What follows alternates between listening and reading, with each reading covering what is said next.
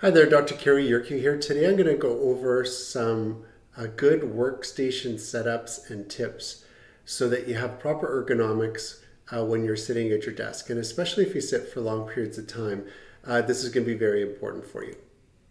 So I found this article in the New York Times in the wire cutter section, and it's called 7 Things You Need for an Ergonomically Correct Workstation. I'm going to make sure that I put this in the show notes for you. If you want to read the article, you can click on the link. In the article, it gives you this diagram of a good ergonomic workstation setup. So it says the eyes should be level about 2 to 3 inches below the top of the monitor. The monitor roughly an arm's length away from you if you reached out your arms. Head and neck are straight, shoulders are relaxed, elbows at the sides and bent at 90 degrees or more on the armrest. Wrists are flat on the desk or keyboard, and then the fingers extend onto the keyboard. Knees level with your hips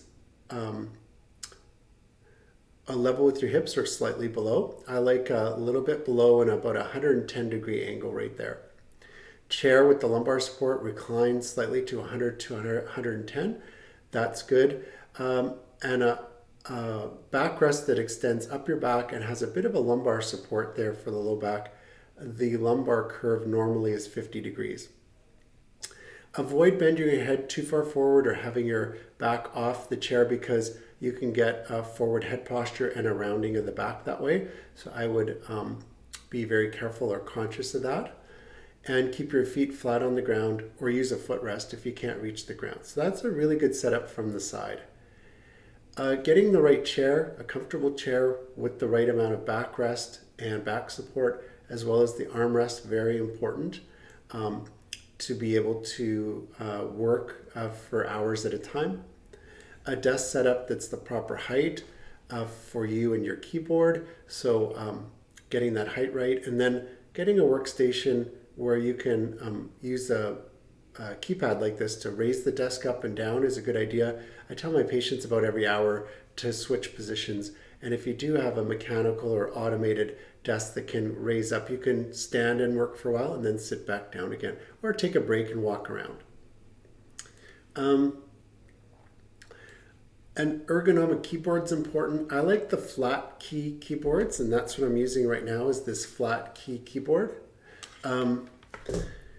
So that's, I like it because I don't have to lift my fingers up too high, straining my finger joints or my wrists.